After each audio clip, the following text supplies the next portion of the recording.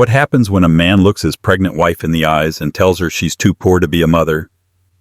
For 7 years, Elena Thompson had poured her soul into her husband Mark's dream, sacrificing her own career and identity to build what she thought was their perfect life. But on the day she needed him most, he shattered her world with 5 words. "You can't afford this, baby." He threw her out, leaving her with nothing. He thought she would break. He thought she would crawl back. He never imagined she'd walk back in flanked by one of the city's most feared lawyers and a multi-millionaire CEO who knew her true worth. This isn't a story about revenge. It's about reclamation. The scent of rosemary and roasted garlic filled the pristine open-plan kitchen of the house Elena had painstakingly turned into a home. It was a showpiece, really. A modern colonial in a manicured suburban cul-de-sac in Charlotte, North Carolina. Every throw pillow, every curated piece of art on the wall, every shade of grayja was a testament to Elena's impeccable taste and her dedication to the life she shared with her husband, Mark Thompson. For 7 years, this had been her entire world. She'd met Mark in her final year of college. He was a business major with a 5-year plan and an easy charm that masked a steely ambition. She was a brilliant graphic design student, her portfolio already catching the eye of some major firms. But Mark had sold her a different dream. "We're a team, Lena," he'd set his hand over hers in a crowded coffee shop. "You support me while I climb the ladder at the bank, and once I make vice president, the world is our oyster. Then you can freelance, open a gallery, whatever you want. We'll build an empire together." She believed him. She loved him. So she put her portfolio away. She turned down a promising internship at Aura Designs, a cutting-edge tech firm in Raleigh, to follow him to Charlotte for his entry-level analyst job. She took on part-time administrative work to help make ends meet in the early years. She managed their home, their social calendar, and his ego. She was the perfect corporate wife, the silent partner in the firm of Mark Thompson. And he had climbed. He was now a senior financial advisor at a prestigious wealth management firm, a position that came with a handsome salary and, more importantly, to mark the veneer of success. He wore tailored suits, drove a German sedan, and spoke about market fluctuations as if he personally controlled them. Elena's world, in contrast, had shrunk. Her days were a cycle of maintaining the perfect home, planning the perfect dinners for Mark's colleagues, and smiling politely at his parents, Richard and Carol Thompson, who never let her forget she'd married up. They were old money, dripping with a quiet condescension that was far more cutting than open insults. "It's wonderful that you have such a knack for domestic things, dear," Carol would say, admiring a centerpiece Elena had arranged. "Some people are just born with it." The unspoken addendum was clear: because you have nothing else to offer. But today none of that mattered. A quiet, thrilling secret buzzed beneath Elena's skin. Tucked away in her purse was a small, grainy ultrasound picture, a tiny bean-shaped flicker of life that was about to change everything. She was pregnant. 8 weeks along. She imagined Mark's face when she told him. He'd always talked about a son to carry on the Thompson name, to teach golf to mold in his own image. This baby, she thought, would finally solidify their family. It would be the final, perfect piece of the life they had built. She placed the roasted chicken on the platter, its skin a perfect crispy gold. The table was set for 4. Richard and Carol were coming for their weekly dinner, an ordeal Elena usually dreaded, but tonight welcomed. She would tell them all together. A family announcement. The sound of the front door opening made her heart leap. "Mark, is that you?" "Who else would it be?" He called out, his voice flat. He walked into the kitchen, loosening his silk tie. He didn't kiss her hello. He hadn't for a while. He went straight to the wine fridge. "Rough day?" she asked gently. "You have no idea," he muttered, pouring a generous glass of Merlot. He surveyed the kitchen, his eyes scanning over her work without a flicker of acknowledgement. "Are they here yet?" "Any minute now," Elena said, her excitement bubbling over. She couldn't wait. "Mark, I have something to tell you. Something wonderful." He took a long sip of wine, his back to her. "Can it wait? I'm not in the mood for wonderful right now." The doorbell chimed, saving her from having to respond. She smoothed down her dress, took a deep breath, and went to greet her in-laws. Dinner was the usual tightrope walk. Richard spoke at length about his golf handicap. Carol critiqued the city council's latest zoning decision. Mark was sullen and quiet, offering only monosyllabic responses while refilling his wine glass 3 times. Elena felt her perfect announcement moment slipping away. Finally, as she was clearing the plates for dessert, she decided to seize the moment. Her hands trembled slightly. "Well, I actually have a little news that I was hoping to share with everyone tonight." She began, her voice a little higher than usual. Carol raised a perfectly sculpted eyebrow. Mark finally looked up from his wine, a flicker of irritation in his eyes. Elena placed her hand over her still flat stomach. I'm pregnant." Silence. It was not the joyous, celebratory silence she had imagined. It was thick, heavy, and cold. Richard cleared his throat, looking at his son. Carol's face was a mask of polite shock, which on her was as good as disgust. Mark stared at her, his expression unreadable for a moment before it hardened into something she had never seen before. It was pure, unadulterated ice. "Mark," Elena whispered, her smile faltering. He stood up, scraping his chair back loudly against the hardwood floor. "Elena, my office. Now." He didn't wait for her. He strode down the hall. Richard and Carol suddenly found the pattern on their dessert plates fascinating. Humiliation washed over Elena in a hot wave. She followed him on numb legs, her heart pounding a frantic, terrified rhythm against her ribs. She closed the office door behind her. The room was Mark's sanctuary, filled with dark wood, leather-bound books he never read, and a large mahogany desk. He was standing behind it, his hands braced on the polished surface like a king behind his battlements. "What do you think you're doing?" he hissed, his voice low and venomous. What do you mean I'm pregnant, Mark? We're having a baby." He laughed. It was a horrifying sound, sharp and devoid of humor. "No, you're pregnant. Don't include me in this." The floor seemed to tilt beneath her feet. "I don't understand." "Let me make it perfectly clear for you," he said, leaning forward, his eyes boring into hers. "We are not having a baby. Not now, not ever." "But you always said you wanted a son." "I wanted a legacy, an heir. And that requires a certain foundation, a certain pedigree, something you, my dear Elena, do not have." Each word was a physical blow. Pedigree. "What are you talking about, my family?" "Your family," he sneered. "A retired plumber and a part-time librarian from a town no one's ever heard of, living off their meager pensions. What kind of foundation is that? What can they offer my child? Nothing." Tears welled in her eyes, hot and shameful. "This isn't about my parents. This is about us." "Exactly. It's about us. It's about me. I'm on the cusp of making partner. I'm networking with the wealthiest people in this city. Everything has to be perfect. And a baby right now with your background hanging around our necks like a millstone. It's a liability." The word liability hung in the air, grotesque and suffocating.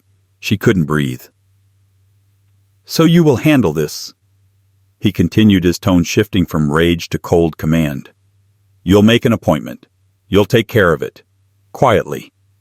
The meaning hit her like a freight train. "You want me to terminate the pregnancy?" The words were bile in her throat. "It's the only sensible option," he said, straightening his tie as if discussing a minor stock trade. "We simply can't afford a child right now." "Can't afford it," she choked out, gesturing wildly around the expensive office, the sprawling house. "Mark, look at where we live. You make more than enough money." And then came the 5 words that would be seared into her memory forever, the words that would burn down the life she knew and eventually forge a new one from the ashes. He looked at her, his lips curled in a sneer of utter contempt. He said pregnant wife was too poor to raise a child, then she walked in with a top lawyer and CEO. He said it slowly, deliberately twisting the knife. "I didn't say I can't afford it. I said you can't afford it. You have nothing, Elena. Not a dime to your name that I didn't give you. You quit your little art career, you have no job, no skills that matter. If I were to walk out that door right now, you would be destitute. You are too poor to raise a child. My child deserves better." The cruelty of it was absolute. It was designed to annihilate her, to reduce her to the scared, dependent woman he believed her to be. He was severing not just their future, but her past. He was erasing the 7 years of her life she had dedicated to him and calling it worthless. "So," he finished, his voice chillingly calm, "I booked you a room at a hotel for the night so you can think clearly. When you've come to your senses and agreed to do the right thing, you can come back. If not," he shrugged, "then you can figure out how to be poor on your own." He walked past her, pulling a packed overnight bag from the closet. He had planned this. The dinner with his parents wasn't a coincidence. It was an ambush. He'd been waiting for an opportunity to push her out. He paused at the door, not even looking at her. "Your purse is on the hall table. The keys to your car are in it. I suggest you leave before my parents do. It would be unseemly." Then he was gone, the front door closing with a soft final click. Elena stood frozen in the center of his perfect office, the scent of his expensive cologne lingering in the air. The world had gone silent. There was only a deafening roar in her ears. She looked down at her hands, then placed one trembling back on her stomach. A single defiant thought cut through the shock. My baby. It wasn't his anymore. In that moment of ultimate betrayal, he had forfeited all rights. This child wasn't a liability. It was all she had left. And as the tears finally came, they weren't tears of sadness. They were tears of rage. He had called her poor. He was about to find out just how rich she truly was in ways he could never comprehend. The hotel room was sterile and anonymous, smelling faintly of industrial cleaner. The beige walls seemed to absorb all light and hope. Elena sat on the edge of the king-size bed, the cheap nylon comforter rough against her skin. She hadn't cried since the initial wave of rage in Mark's office. Now she was just numb, a hollowed-out shell. For hours she replayed his words. "You have nothing. You are too poor. A liability." He had wielded her love and sacrifice as a weapon against her, devaluing every meal she'd cooked, every party she'd hosted, every moment she'd spent supporting him, until it all amounted to zero. He had assessed her net worth and found it lacking. Her first instinct was to call her parents, but the thought died before it could form. What would she say, Mom? Dad, the man I gave up my dreams for, just told me my background makes me unfit to be a mother. The shame was a physical weight pressing down on her chest. She couldn't bear their pity, their worry. Not yet. She scrolled through her phone's contacts, her thumb hovering over one name, Sarah Jenkins. Her best friend from college, a firecracker of a woman who had pursued her own career in marketing with relentless passion and was now a senior manager at a firm in Raleigh. They didn't talk as much as they used to. Elena's life as Mrs. Thompson had created a subtle distance, but Sarah was the one person she knew would answer without judgment. She pressed the call button. It rang twice. "Elena, it's after midnight. Is everything okay?" Sarah's voice was thick with sleep but instantly alert. And just like that, the dam broke. Sobs racked Elena's body, ugly gasping sounds of a heart breaking. She couldn't form words, only sounds of pure desolation. Whoa, Lena, breathe," Sarah said, her voice sharp and clear through the phone. "Where are you? Are you safe?" "Hotel," Elena managed to choke out. Mark kicked me out. I'm on my way." "Sarah, no, it's a 2-hour drive." "I'm on my way," Sarah repeated, and Elena could hear the sound of keys jingling, a closet door opening. "Text me the address. Don't talk to him. Don't answer his calls. Just sit tight. I'll be there before sunrise." The line went dead. For the first time in hours, a tiny spark of warmth flickered in the frozen cavern of Elena's chest. She wasn't entirely alone. True to her word, Sarah burst into the hotel room around 3 a.m. looking like a warrior in yoga pants and a messy bun, carrying a bag filled with snacks, water, and a bottle of non-alcoholic sparkling cider. She took one look at Elena's pale, tear-streaked face and enveloped her in a fierce hug. "Tell me everything," she said, "and don't leave out a single disgusting detail."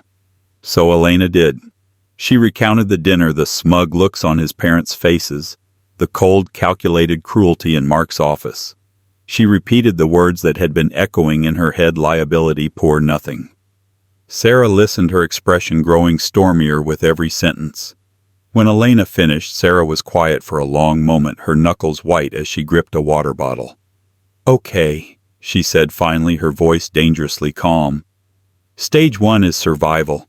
Stage 2 is annihilation." Elena shook her head. "I don't want to annihilate him. I want to be able to take care of my baby." "That's what I mean," Sarah said, her eyes glinting. "Annihilation of his narrative. He's built this story where he's the king and you're the court jester. We're going to burn that story to the ground. But first, logistics." For the next few hours, Sarah was a whirlwind of practical energy. She helped Elena pack the few things she'd brought, checked her out of the hotel, and drove her back to Raleigh, setting her up in the guest room of her trendy downtown apartment. She made calls, canceling the joint credit card Mark had just canceled on Elena, and helped her open a new bank account with the few $1,000s she had in a personal savings account from her old part-time job. "He's going to try and starve you out financially," Sarah warned, handing her a cup of tea. "He thinks your only option is to come crawling back and agree to his terms. We have to prove him wrong fast." The next few days were a blur of grief and fear. Elena felt adrift. Her identity had been so wrapped up in being Mark's wife that she hardly knew who she was without him. One afternoon, while Sarah was at work, she found herself rummaging through an old storage box she'd left at Sarah's years ago. Inside, beneath old college textbooks, was her portfolio. She pulled it out, the black leather cool to the touch. She opened it. Page after page of her old life stared back at her. Bold, innovative logo designs, sleek, user-friendly website mock-ups, a full branding campaign for a fictional company that had won her a university award. The work was good. It was more than good. It was alive, humming with a creative energy she had forgotten she possessed. And tucked into a side pocket was a letter. It was printed on thick, expensive cardstock with a minimalist, elegant logo at the top, a stylized A that flowed into a D. Aura Designs. It was the rejection letter for the internship she'd turned down. But it was more than that. It was personalized. "Dear Ms. Wilson," her maiden name. "While we understand your decision to pursue other opportunities, I wanted to personally reach out and say that your portfolio was one of the most exciting I have seen from a graduate in years. Your concept for Project Nexus was particularly brilliant. Should your circumstances ever change, my door is always open. Sincerely, Daniel Sterling, CEO, Aura Designs." She remembered Daniel Sterling. He'd given a guest lecture in one of her advanced classes. He was young for a CEO, intense, with sharp eyes that seemed to see right through you. He had founded Aura Designs in his garage and built it into a multi-million-dollar powerhouse known for its groundbreaking and beautiful tech interfaces. Getting a personal note from him had been a huge honor, an honor she had tucked away in favor of Mark's dream. My door is always open. It was a 7-year-old letter, a polite corporate platitude. He wouldn't remember her. It was a crazy, desperate idea. But what did she have to lose? She was already at rock bottom. A fire she hadn't felt in years began to burn in her gut. She spent the rest of the day not mourning her old life, but creating a new one. She didn't just dust off her old portfolio, she started a new project. Fueled by coffee fear and a ferocious maternal instinct, she channeled all her pain and rage into her work. She remembered Project Nexus, the fictional concept he had praised. It was an intuitive interface for smart home integration. In the 7 years since the technology had caught up to her idea, she spent the next 48 hours in a creative frenzy updating the concept, creating new mock-ups, designing a slick, modern presentation that showed not just the what, but the why. She incorporated new technologies, biometric security, and a level of user-centric design that was years ahead of anything on the market. It was the best work she had ever done. Then, with trembling hands, she drafted an email. She found Daniel Sterling's corporate email address online. The subject line was a gamble, a 7-year-old invitation project, Nexus 2.0. In the body of the email, she was brief and professional. Dear Mr. Sterling, 7 years ago, you were kind enough to send me a personal note regarding my portfolio. You mentioned that your door was always open should my circumstances change. My circumstances have now changed significantly. You were particularly interested in a concept I called Project Nexus. I believe the idea is more relevant now than ever. I have attached an updated pitch deck and a few mock-ups of what I now call Aura Home. Thank you for your time and for the encouragement you gave a young student all those years ago. It meant more than you know. Sincerely, Elena Wilson. She used her maiden name. It felt like reclaiming a piece of herself. She attached the file, took a deep shuddering breath, and hit send. She expected nothing. A bounce-back email, perhaps. Or more likely just silence. She had sent a Hail Mary into the digital void. She tried to sleep, but her mind was racing. She was terrified. She was exhilarated. She was starting to feel like herself again. 2 days passed. The silence from her inbox was deafening. Mark had sent a single chilling text. Have you made your appointment yet? My patience is wearing thin. She deleted it without replying. The small amount of money in her account was dwindling. Doubt began to creep in. It had been a stupid, fanciful idea. Then on the third morning, an email notification popped up on her phone. From Daniel Sterling, dsterling@auradesigns.com. Subject: a 7-year-old invitation project, Nexus 2.0. Her heart stopped. She clicked it open. The email was short, but it made the world tilt on its axis. Elena, I remember Project Nexus. I never forgot it. This new version is not just good, it's revolutionary. My schedule is packed, but I've cleared it. Can you be at my office tomorrow at 10 a.m.? Daniel. The headquarters of Aura Designs was a monument of glass and steel that seemed to pierce the Raleigh skyline. It was sleek, intimidating, and humming with an energy that Elena could feel in her bones. Walking through the lobby, she felt a pang of what might have been. This was the world she had given up. She wore the only professional dress she owned, one she'd bought for a fundraiser with Mark. It felt like a costume from another life. Her hands were clammy as she gave her name to the receptionist. Elena Wilson for Daniel Sterling. She was led to the top floor to an office that was less of an office and more of a creative think tank. One wall was a floor-to-ceiling window with a panoramic view of the city. Another was a giant whiteboard covered in complex diagrams and code. In the center of it all was Daniel Sterling. He was older now, in his late 30s, with a few threads of silver at his temples, but he had the same lean, hungry energy she remembered. He was dressed in a simple black t-shirt and jeans, a stark contrast to Mark's corporate armor. He looked up from a tablet as she entered, and a genuine smile lit up his face. Elena Wilson, he said, extending a hand. It's good to finally meet you properly. Your email.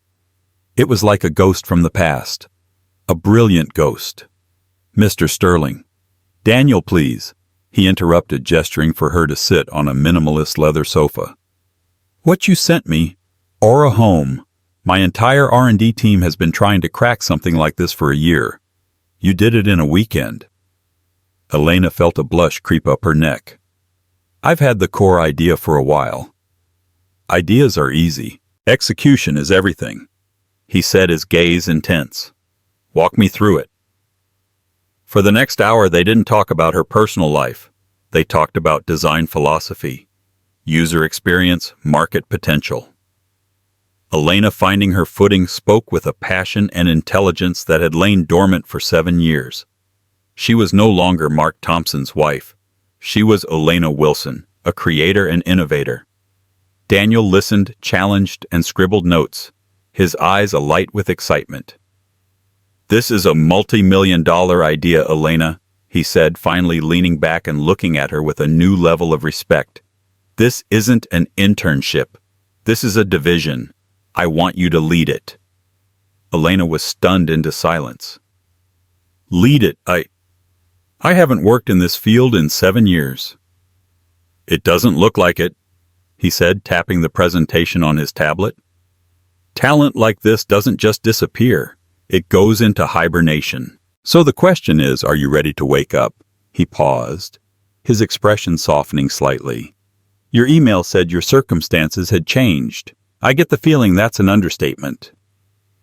Taking a deep breath, Elena made a choice. He was offering her a professional lifeline. For it to work, he needed to understand the storm she was in. It is, she said, her voice steady. My husband, my estranged husband, and I are separating. It's complicated. Complicated how? Daniel asked, his tone shifting from CEO to something more human. He doesn't think I'm capable of supporting myself, or our child. The words came out before she could stop them. Daniel's eyebrows shot up. Your child? Elena instinctively placed a hand on her stomach. I'm pregnant. It's the main reason for the separation. He believes I am, and I quote, too poor to raise a child. Daniel Sterling stared at her for a long moment. He had built his empire by reading people, by seeing potential and problems before anyone else.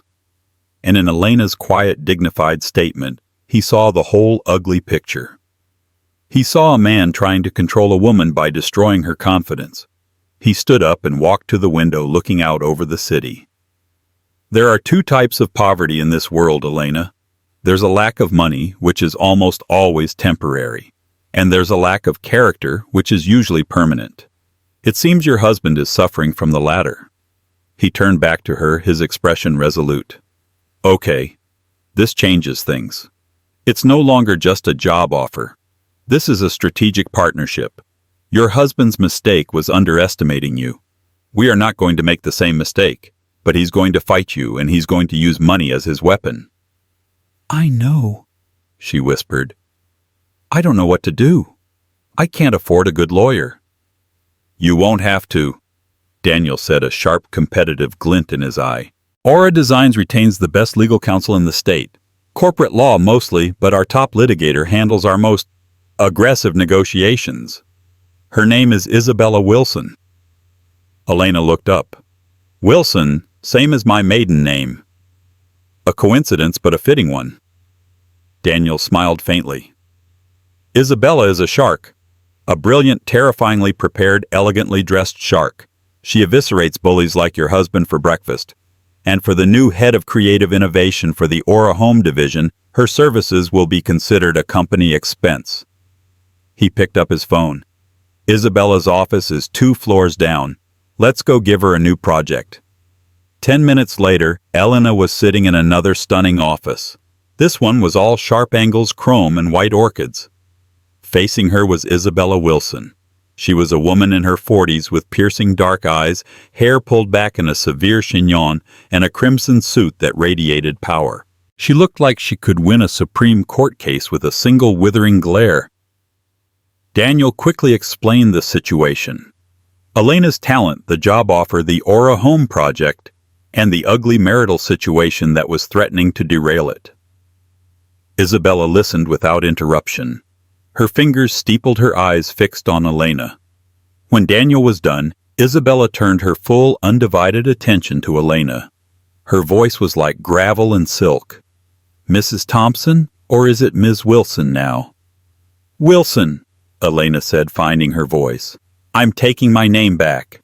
A flicker of approval in Isabella's eyes. Good. Ms. Wilson, tell me about your husband. What does he do? He's a senior financial advisor at Thompson & Finch. I know the firm, Isabella said dismissively. All sizzle, no steak. And your finances. Were they joint? Everything was, Elena admitted. The house, the accounts, the investments. It's all in his name or joint names that I was an accessory to. He controlled it all. He gave me an allowance. Isabella's lips tightened. And he believes you have nothing. He believes you are powerless. He has kicked you out and told you to terminate your pregnancy. This isn't a divorce, Ms. Wilson. This is coercion and extreme emotional duress. In legal terms, it's a gold mine. She leaned forward. Men like Mark Thompson have a fatal flaw: arrogance. They believe their own press. They get sloppy. I would bet my considerable retainer that he has assets he's hidden from you, that he's used marital funds for personal expenses. A girlfriend, perhaps. Elena flinched. The thought had crossed her mind, but she had pushed it away. Hearing it from this sharp, analytical woman made it suddenly horribly plausible. I don't know. I'll find out. Isabella stated, not as a promise, but as a fact. Here is what we are going to do. Daniel is going to draw up your employment contract. It will include a significant signing bonus, a six-figure salary, and stock options. That will be retroactive to today. As of this moment, you are not poor. You are a highly compensated executive. Step 1, we destroy his premise. She continued, ticking points off on her fingers. Step 2, I will file for divorce on your behalf, citing irreconcilable differences. We won't show our full hand yet. We'll let him think he's in control. He'll have his own lawyer send a lowball settlement offer thinking you're desperate. Step 3, I will issue subpoenas for every financial record he has ever touched. We will conduct a full forensic accounting of the last 7 years. Step 4, she said, her voice dropping, is the meeting. He will agree to a 4-way mediation. Him and his lawyer, you and me. He will walk in there expecting to see a broken, weeping woman ready to take scraps from his table. Isabella paused, allowing the weight of her next words to land. Instead, he will see you. And he will see me. And Daniel Blow, she said, turning to him. I think you should be there too. As her employer. As a witness to her professional value. It adds a certain theatrical flair. Daniel grinned. I wouldn't miss it for the world. Elena looked between the two of them, the visionary CEO and the powerhouse lawyer. They were talking about her life, her future, with a strategic brilliance she could only admire. For 7 years she had been a supporting character in Mark's story. Now she was the CEO of her own reclamation project with the most powerful board of directors imaginable. He won't know what hit him, Isabella said with a predatory smile. Elena took a deep breath, the sterile air of the law office filling her lungs. It felt like the first clean breath she had taken in years. Okay, she said, her voice clear and strong. Let's get to work. The taxi pulled up to a glass and granite building that radiated an aura of expensive impersonal litigation. The law offices of Franklin Pierce and Associates. It was aggressively neutral territory chosen by Mark's lawyer Bill Peterson for its lack of character, a beige battleground where he likely assumed Elena's spirit would be similarly muted. He was wrong. As Elena stepped onto the pavement, the midday Charlotte sun glinted off the building's sterile facade. She felt a tremor of pure adrenaline, but it was not the cold spike of fear she would have felt a month ago. This was different. It was the focused, humming energy of a warrior before a battle she knew she was prepared to win. She smoothed down the front of her tailored navy blue maternity dress. It was a purchase she had made last week, a deliberate choice. It was professional, elegant, and it did not hide the gentle swell of her belly. It was a declaration the child Mark had deemed a liability was her strength, the very reason for her transformation. This child was coming into the world with her, and together they were formidable. Beside her, Isabella Wilson adjusted the cuff of her steel gray suit jacket. She looked less like a lawyer and more like a tactical weapon in human form. Her leather briefcase seemed to hold not just documents but judgments waiting to be passed. On Elena's other side, Daniel Sterling slid his phone into the pocket of his dark blazer. His presence was a quiet disruption, an element so far outside Mark's limited worldview that it was sure to cause a system crash. Remember, Isabella said, her voice a low murmur as they approached the revolving doors.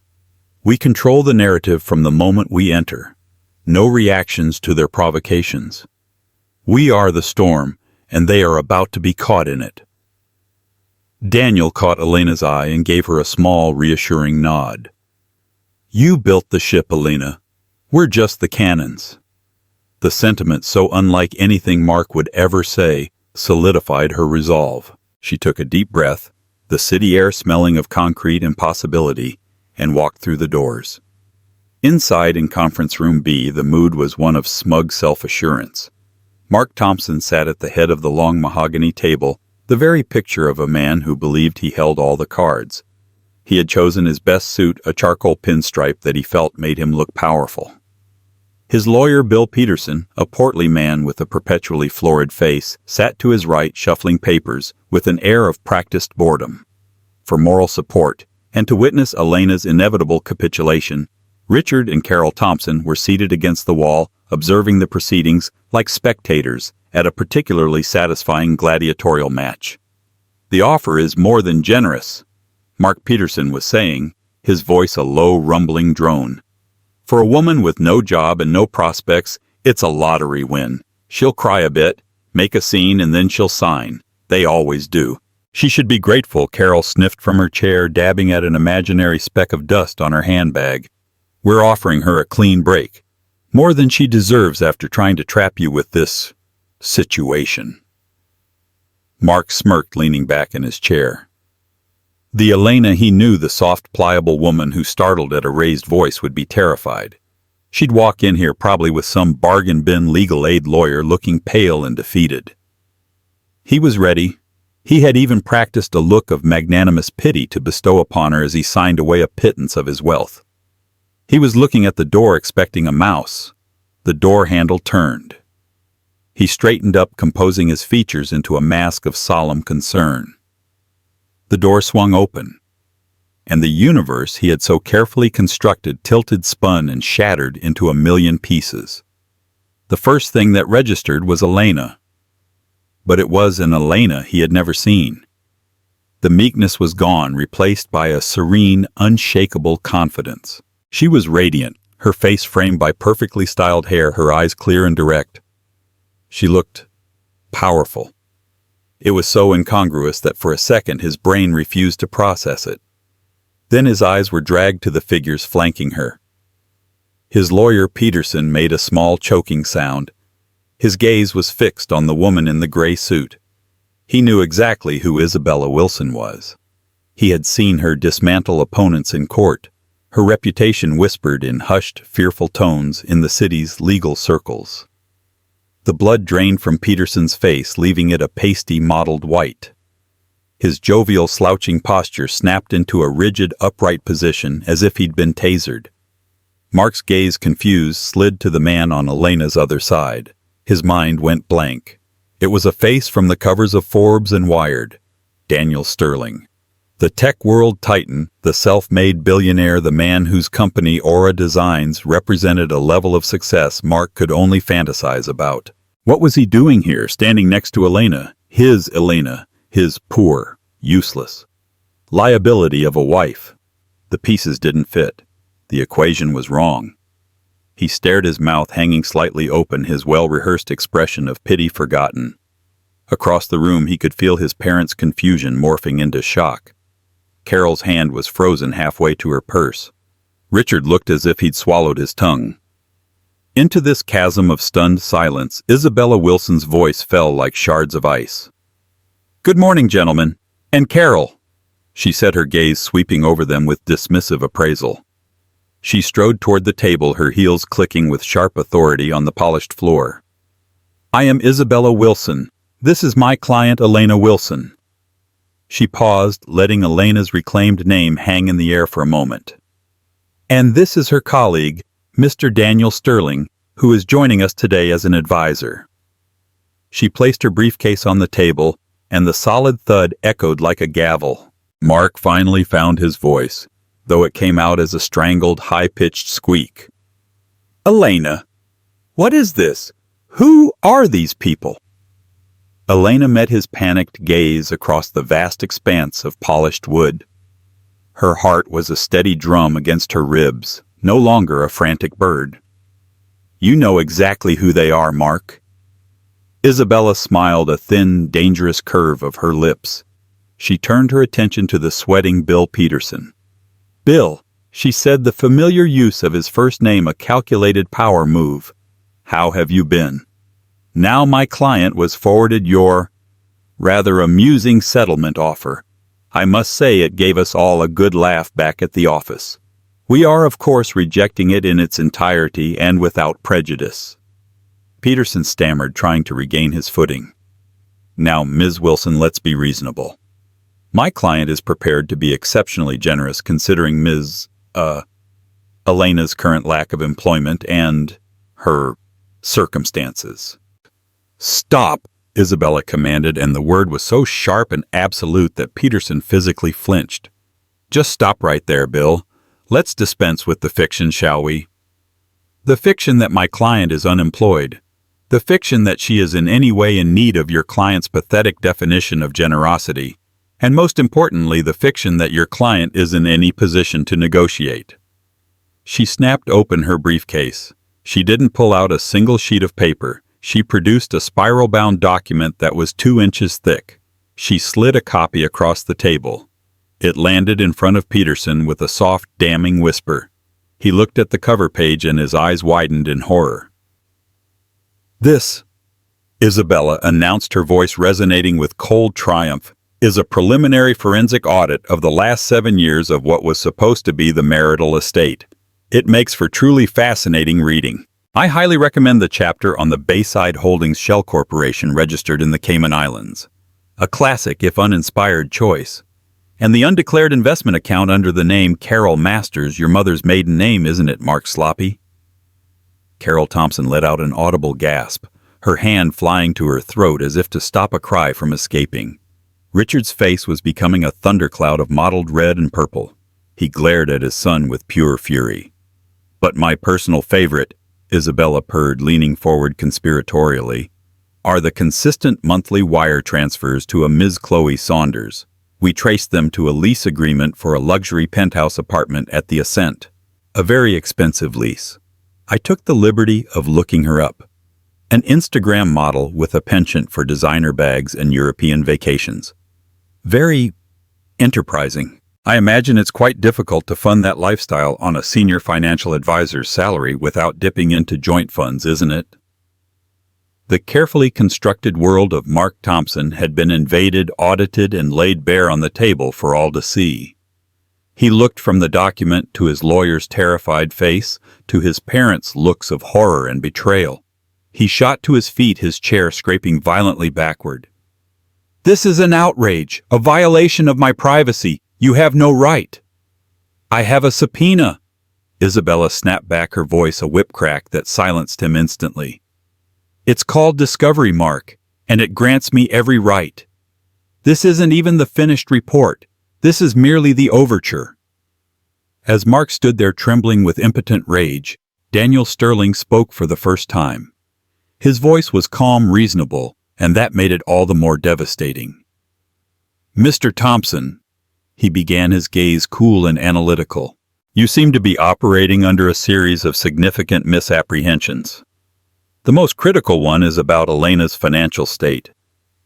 He leaned forward, placing his hands on the table. "You see, men like you view people as numbers on a spreadsheet, assets and liabilities. You assessed Elena and wrote her down as a 0. That was a catastrophic miscalculation. 3 weeks ago, I hired Elena Wilson, not as an assistant, not as some junior designer you could patronize. I hired her as the head of creative innovation for Aura Home, an entirely new 9-figure division at my company, built from the ground up around a concept she created." He looked directly at Mark, his eyes boring into him. "Her compensation package includes a salary that I assure you significantly eclipses your own. It also included a 7-figure signing bonus, which she has already received and deposited into a private account. And it includes stock options that upon the launch of Aura Home next year will make her a wealthy woman in her own right, wealthy enough to buy and sell you 10 times over." Daniel let the words hang in the dead air of the room. He let Mark and his parents process the scale of their misjudgment. "You stood in your office and you told her," Daniel continued, his voice dropping into a register of cold, quiet fury, that she was too poor to raise a child, that she was a liability. The irony, Mr. Thompson, is that you are the one with the poverty mindset. You saw a diamond and thought it was a rock because you were too blind to see its brilliance. Elena is one of the most valuable assets I have ever brought into my company. You didn't just lose a wife.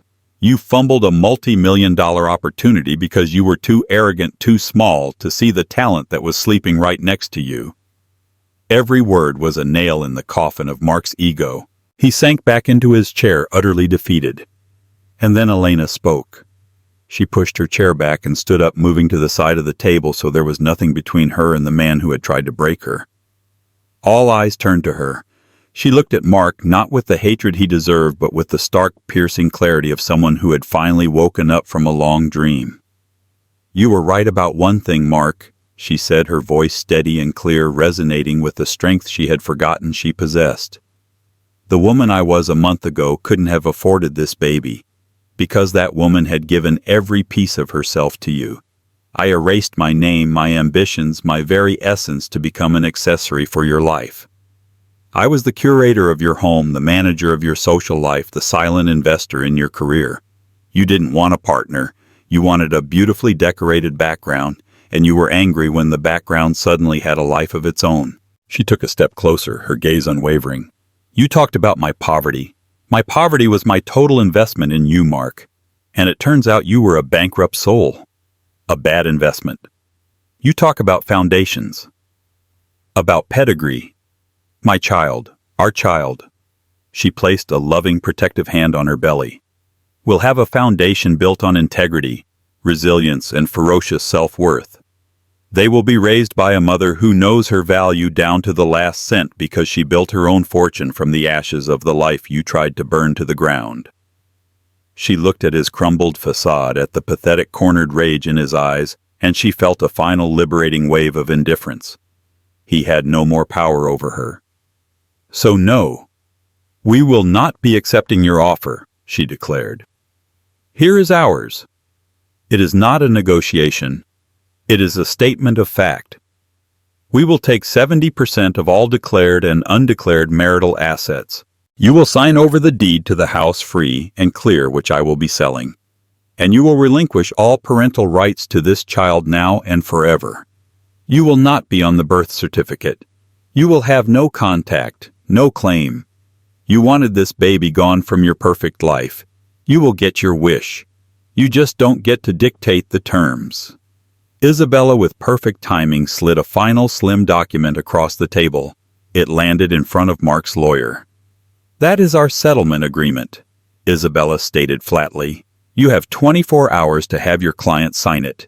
If he does not, a finalized version of this forensic audit, complete with sworn affidavits, will be filed with the court as part of a contentious litigation. An anonymous copy will also find its way to the board of directors and the Internal Ethics Committee at Thompson & Finch. I imagine they have a keen interest in financial advisors with secret offshore accounts and a habit of embezzling marital funds. The choice is yours, Bill. Advise your client well." And with that, the tribunal was over. Elena turned her back on him. She didn't spare him another glance. Flanked by her lawyer and her CEO, her allies, her colleagues, her friends, she walked toward the door. The past was behind her, a pile of rubble in a beige conference room. In front of her was the brilliant, sunlit future she had not just earned, but created. The quiet click of the door closing behind her was the most satisfying sound she had ever heard. In the end, Mark Thompson signed. He had no choice.